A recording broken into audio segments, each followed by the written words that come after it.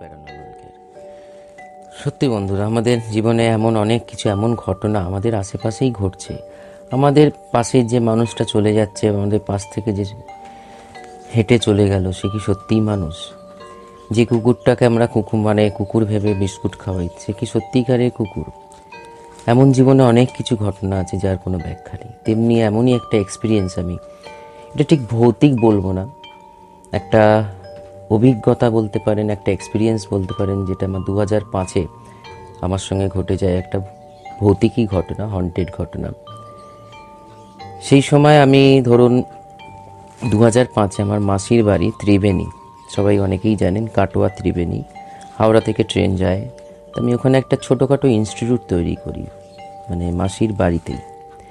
এবং নিজেও সেই সময় আমি মাল্টিমিডিয়া, তারপরে 3D অ্যানিমেশন গ্রাফিক্সের, মানে কম্পিউটার গ্রাফিক্সের ওপর নিজেও শিখি। এবং একটা অদ্ভুত সুযোগ চলে আসে সেখানে, যে গ্রামের ছেলেদের আমি সেই জিনিসটা শেখানোর একটা উদ্যোগ নিই। এবং এটা 2004-এর যখন উদ্যোগটা নিই, 2004-এর এন্ডে। তো সেই যথারীতি সেই প্রস্তাব নিয়ে আমি মাসির কাছে যাই, মেসোমশাইয়ের সঙ্গে কথা বলি এবং সেখানে আমার সেই ইনস্টিটিউটটা স্থাপন করে আমি কাজ শুরু করি। প্রথম দিকে তো রেগুলারই যাতায়াত করতাম, হাওড়া থেকে ব্যান্ডেল যেতাম, ব্যান্ডেল থেকে ক্রস করে আমি কোনো সময় অটোতেও চলে যেতাম যদি তাড়াহুড়ো থাকতো, আর না হলে ট্রেনের জন্য ওয়েট করতাম। একটা কানেক্টিং ট্রেন থাকতো যেটা কাটোয়া যেত, হাওড়া থেকেই আসতো। আর সন্ধেবেলা, এবং সেই সময়কার যেটা মেন যে বক্তব্য, 2005-এর ত্রিবেণীর যে ট্রেন লাইন যেটা ছিল তখন ওয়ান লাইন, একদিকে মানে গাড়ির প্রচণ্ড দুরবস্থা ছিল, ট্রেনেরও কথা। এবং সেখানকার যেখানে ধরুন আমার স্টেশন থেকে মাসির বাড়ির দূরত্ব মিনিমাম 10 কিলোমিটারের কাছাকাছি। তো সেখানকার যে ধরুন অটো বা সাইকেল রিক্সা বা ইত্যাদি যে মানে ভেহিকলসগুলো প্রচণ্ড কমিউনিকেশনের প্রবলেম হতো। তো যথারীতি সেখানে কাজ শুরু হয়, যাতায়াত আরম্ভ হয় একটা বর্ষার সময়। এবং আমার মাসির বাড়ি থেকে একটা ওদের পাওয়ার হাউস ছিল, বড় পাওয়ার হাউস। তো ত্রিবেণী এলাকার ইলেকট্রিসিটি, মানে একটা শর্ট পাওয়ার হাউস বলতে পারেন। সেখানে বর্ষার সময়, তখনকার দিনের সময়কার কালবৈশাখী আমরা খুব ভালোভাবে অনুভব করেছি। আমরা যারা শহরে থাকি তো কালবৈশাখী অত ভালোভাবে বুঝতে পারি না, কিন্তু একটা গ্রামের কালবৈশাখী। এবং মাসির বাড়ির ঠিক পেছন দিকটাই হচ্ছে গঙ্গা নদী, ত্রিবেণী যে ব্যাপারটা। তো মানে অনুভব যে ব্যাপারটা, বর্ষার মানে কালবৈশাখীর সময় যে প্রচণ্ড প্রাকৃতিক দুর্যোগ, বাজ পড়া, ঝড় হওয়া, প্রত্যেকটাও খুব মানে পুঙ্খানুপুঙ্খভাবে আমি অনুভব করেছি। তো সেই রকমই একটা সময়ের একটা ঘটনা 2005 সালের মিডিলে আমি আপনাদের সঙ্গে শেয়ার করছি, যেটা সত্যিই কোনো ব্যাখ্যা নেই, কিন্তু একটা অদ্ভুত অভিজ্ঞতা অর্জন করেছিলাম। এবং এরকম প্রচুর অভিজ্ঞতা আমার নিজের জীবনের সঙ্গে আছে, আশা করি আপনাদের জীবনের সঙ্গেও আছে। কিন্তু জানি না, চ্যানেলটার হয়তো আমার মানুষ ভুল করতে করতেই শেখে, কিছু ভুল করছে, আপনারা সাবস্ক্রাইব করেন না, শোনেন অনেকেই, সাবস্ক্রাইব করেন না, হয়তো ভালো লাগে না। তা আশা করি আগামী দিন আপনাদের মন আমি জয় করতে পারবো এবং সঠিক ইনফরমেশান দিয়ে মন জয় করতে পারবো। তখন হয়তো আপনারা নিশ্চয়ই সাবস্ক্রাইব করবেন, নিশ্চয়ই এই চ্যানেলটাকেও ভালোবাসবেন। তো চলুন আমরা সরাসরি ঘটনায় যাই। ইভিনিংয়ের সময় কাটোয়া লাইনের বেশি ট্রেন ছিল না। 5:30টায় একটা হাওড়া কানেক্টিং ট্রেন থাকতো, 6:30টায় একটা শিয়ালদা কানেক্টিং ট্রেন থাকতো, আর একটা হচ্ছে রাত 8:30টায়। তো পড়ানোর ক্লাস, বুঝতেই পারছি ইনস্টিটিউট মানে আমি শেখানোর ব্যাপারটা, এরকম নতুন নতুন স্টুডেন্ট আসতে থাকতো, যোগাযোগ করতে থাকতো। তো সেই ক্ষেত্রে বর্ষার একটা সময়, কালবৈশাখীর সময়, আমার মোটামুটি 6:30 বেজে যায়। এবং মাসির বাড়ি থেকে প্রস্তাব আসে, যেহেতু আমি পরের দিনই আবার আসবো, এক রাত্রি থেকে যায়। কিন্তু আমার প্রথম মানে মেইন যে সব, আমি কোনো দিন আজ পর্যন্ত কোনো জায়গায় কোনো আত্মীয়র বাড়িতে আমি রাত কাটাইনি, বাড়িতেই আমার ঠিকঠাক আছে। এমনি কোনো কারণ না, আমি মানে ঘুমটা হচ্ছে আমি নিজের জায়গায় ঘুমোতে চাই। হ্যাঁ, যেখানে ধরুন বেড়াতে যাই বা বেড়াতে যাওয়ার ছিল, বা যাকে যাকে যেখানে বেড়াতে গেছি সেখানে তো অভ্যর্থ ব্যাপার, তো সেখানে তো রাত কাটাতেই হবে। তো আমি ডিসিশান নিই যে আমি ব্যাক করব। তো তাদের বক্তব্য, পিসুমশাইও তখনও বেঁচে ছিলেন, এখন মাসি মেসোমশাই কেউ আর বেঁচে নেই। সেই জন্য মেসোমশাইও বললেন যে শান্তনু তুমি থেকে যাও, যে পরের দিনই তো আসতে হবে, এই দুর্যোগের রাতে কোথায় যাবে। তো আমি ডিটারমাইন্ড যে আমি ব্যাক করব। এবং সেই সময়কার ধরুন কমিউনিকেশন বলতে অনেক কম ছিল, মানে তাদের বাড়িতে ল্যান্ড ফোন ছিল, মাকেও বাড়িতেও ফোন করে দেওয়া হয়েছে আমার রাত্রিরে যদি আমি ফিরবো তো নিশ্চয়ই রাত্রির হবে, কারণ আমি ট্রেন মিস করেছি কাজের জন্য। 8:30 9:45 ট্রেন, আমাকে স্টেশনে পৌঁছতে হবে। এবার মেন বক্তব্য হচ্ছে একে ঝড় বৃষ্টি, আর এখানে কমিউনিকেশন প্রচণ্ড কম। মানে ধরুন আমাকে দুপুরের যদি কোনো ট্রেন একটা থাকতো 2:30, সেটা যদি ধরতে হতো কোনো সময়, যদি ধরুন কলকাতা ব্যাক করছি, তাহলে আমাকে মোটামুটি 12:30 1:45 বেরোনোর ব্যাপার ছিল। মানে অনেক সময় আমি দেখুন হেঁটেও এসছি, এরকম ব্যাপার নয়। প্রাকৃতিক রাস্তা এবং এমন একটা এই পাওয়ার স্টেশনটা কভার করার পর আমাদের এমন একটা রাস্তা আমরা পাই ওখানে, এখনও রয়েছে, যেটা বাইপাস, কলকাতা যারা বাইপাসের ওপর দিয়ে গাড়ি চালান তারা বুঝতে পারবেন, দুদিকে গাছগাছরা, অদ্ভুত এক পরিস্থিতি। তো সেই প্রাকৃতিক পরিবেশ আমার প্রচণ্ডই ভালো লাগে বলে অনেক সময় হেঁটেও এসেছি। কিন্তু সেই দুর্যোগের রাতে তার কিছুক্ষণ আগেই বাজ পড়ে বজ্রবিদ্যুৎ সহ বৃষ্টি হওয়ার ক্ষেত্রে রাস্তাঘাট বলতে পারেন মানুষজন খুব কম। এবং আমি এটা তাকেদের বলি যে আমি কিছুটা হেঁটে যাই, তারপরে যেরকম ভেহিকলস পাবো, অটো রিক্সা হোক, সাইকেল রিক্সা হোক, আমি ধরে নিশ্চয়ই স্টেশন পৌঁছে যাব। স্টেশন পৌঁছে গিয়ে বা বাড়ি পৌঁছে গিয়ে নিশ্চয়ই চিন্তা করো না তোমরা, এই বলে আমি হাঁটতে থাকি। ঘটনাটা এখান থেকেই শুরু, যে অভিজ্ঞতা, যে এক্সপিরিয়েন্স করি। তো এটা পরে জানতে পারি জিনিসটাকে, আগে আপনারা এখন বললে তার সাসপেন্স নষ্ট হয়ে যাবে কী জিনিস। তো আমি কিছুটা হাঁটা, মানে পাওয়ার স্টেশনটার থেকে আমার মাসির বাড়ির দূরত্ব ধরে রাখুন 1.5 কিলোমিটার। তো সেই 1.5 কিলোমিটার হেঁটে যাওয়ার পর হঠাৎ আমার দৃষ্টিগোচর হয় যে একটা সাইকেল রিক্সা দাঁড়িয়ে আছে। তো মনের মধ্যে একটা ইচ্ছা যে ঠিক আছে ভাই, এত তাড়াতাড়ি পৌঁছতে হবে, যদি ট্রেনটা মিস করি তাহলে আমাকে নয় মাসির বাড়িতে আবার ব্যাক করতে হবে, নাহলে স্টেশনেই রাত কাটাতে হবে। তো যথারীতি সাইকেল রিক্সার কাছে গিয়ে দাঁড়াই, তো জিজ্ঞেস করি যে স্টেশন অবধি পৌঁছে দেবে কি না। তো উনি রাজি হয়ে যান। তো আমি যথারীতি সাইকেল রিক্সায় উঠে পড়ি এবং সাইকেল রিক্সায় বুঝতে পারছেন এই যে এদিকে ওদিক গাছ পড়ে, তারপর রাস্তা প্রচণ্ড চওড়া, মানে দুদিকে গাড়ি আপ অ্যান্ড ডাউন দুদিকেই করতে পারবে, লরি পর্যন্ত যেতে পারবে, এত বড়ই রাস্তা, চওড়া রাস্তা।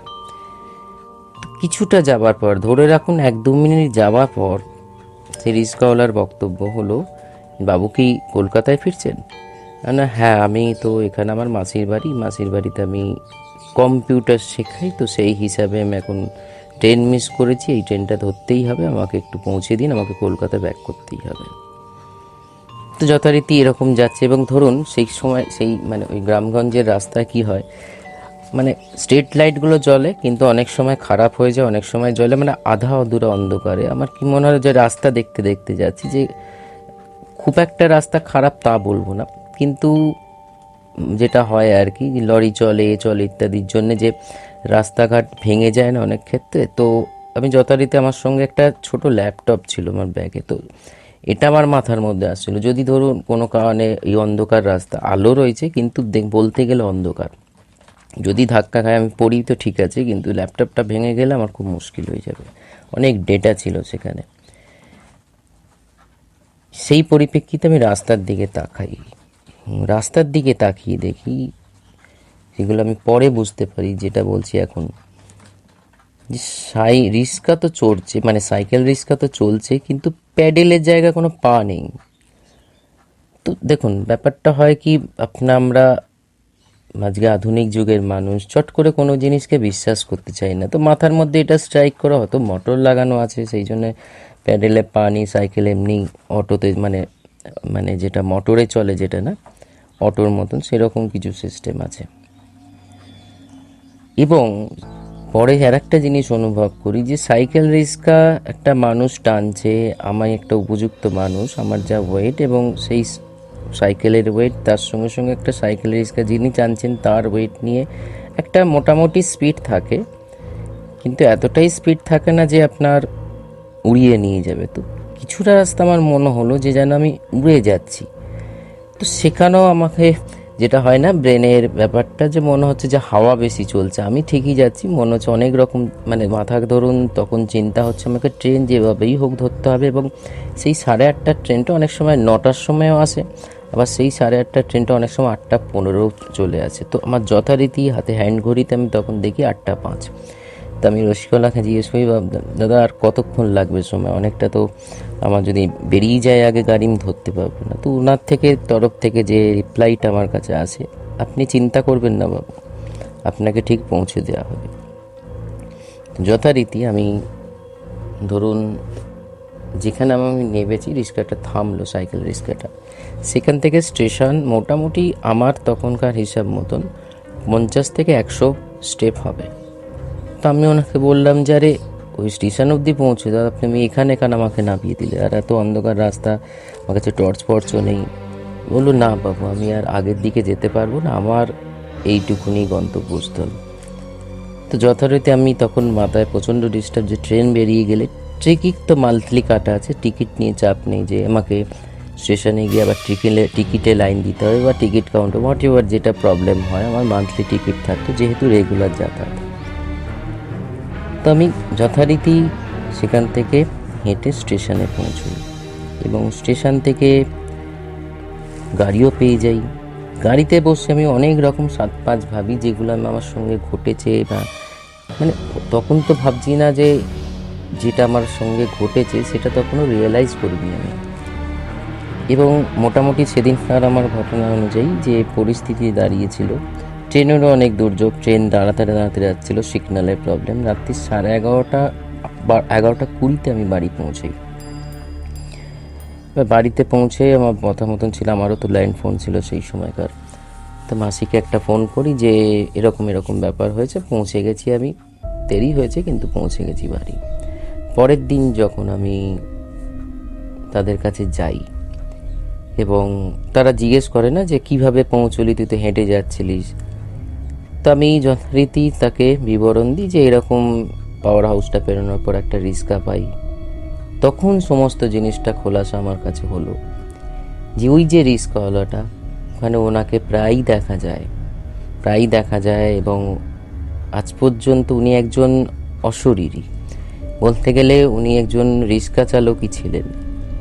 পথ দুর্ঘটনায় গত বছরে ওনার মানে এই সময়, তখন তো আমি ইনস্টিটিউট স্টার্টই করিনি, আমি ধরুন বললাম আপনার 2004-এর এন্ডে আমি প্রস্তাব নিয়ে গেছিলাম, এটা 2004-এর মিডলের ঘটনা।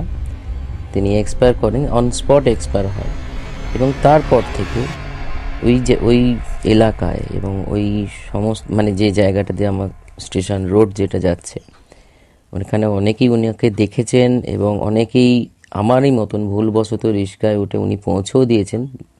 বাই দ্য ওয়ে, যেটা বলার আমার উচিত, আমি যখন ওনাকে যখন উঠেছিলাম, তখন উনি বললেন যে রিক্সা ভাড়া ওখান থেকে ওই দূরত্ব 30 টাকার মতন। যখন আমি ওনাকে দিতে চাইলাম, উনি বললেন দাদা বাবু আমার তো টাকার দরকার নেই, আপনি রেখে দিন, ওটা কোনো ভালো কাজে ইউজ করবেন বা ব্যবহার করবেন, আমার কোনো টাকার দরকার নেই।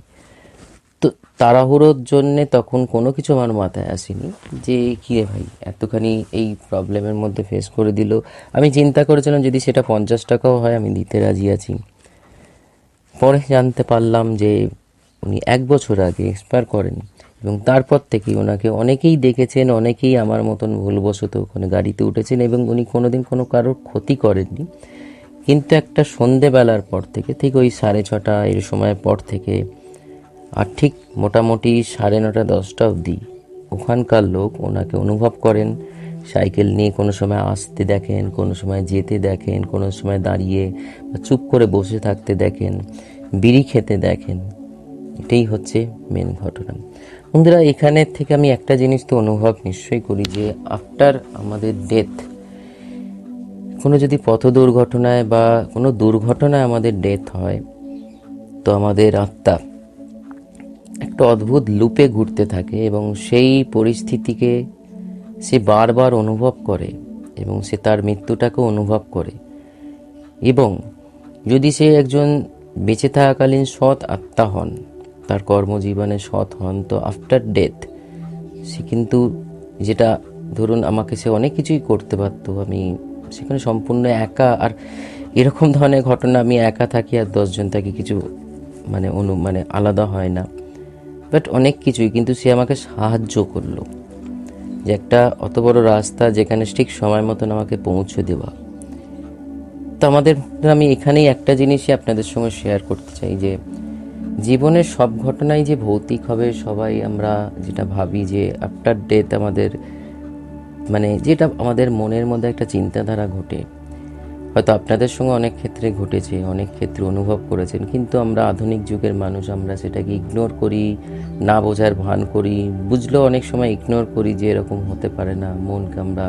মন আমাদের বিভিন্ন রকম জিনিসকে বোঝায়, কিন্তু যারা বিশ্বাস করে তারা এটাই বিশ্বাস করে মানুষের মধ্যেও যেমন সবাই ভালো খারাপ মিলিয়ে মিশিয়ে আছে, অত্যাধিক ভালো অত্যাধিক খারাপ সেটাও আছে, তেমনি বডি আমাদের এই শরীর ধ্বংস হওয়ার পর কোনো কারণে অপঘাতে যদি মৃত্যু হয়, অ্যাক্সিডেন্টে হোক, সুসাইডে হোক, কোনো কারণে, বেশিরভাগ সুসাইডাল কেসে অনেক কিছু দেখা যায়, কিন্তু যদি এই যে অনুভূতিটা আমি আপনাদের সঙ্গে শেয়ার করলাম, যেখানে একজন আত্মা তার মৃত্যুর পরও সে তার নিজের কর্মকে রিপিট ওয়েতে করছে এবং একটা লুপে করছে, একটা নির্দিষ্ট টাইমে করছে এবং মানুষের হেল্পও করছে যদি তার কেউ হেল্প চেয়ে থাকে। এটাই ছিল আজকের ঘটনা। ভালো লাগলে একটা শেয়ার করবেন, একটা লাইক করবেন, একটা কমেন্টস করবেন। আর আশা করি আর কিছুদিনের মধ্যে যে সমস্ত অনুভূতিগুলো বা যে সমস্ত মানুষের অনুভূতিগুলো এবং যে সমস্ত সত্য জিনিস আমি আপনাদের সঙ্গে শেয়ার করব, তাতে আপনারা আমাকেও সাহায্য করবেন এই চ্যানেলটা সাবস্ক্রাইব করে, লাইক করে এবং শেয়ার করে। নমস্কার।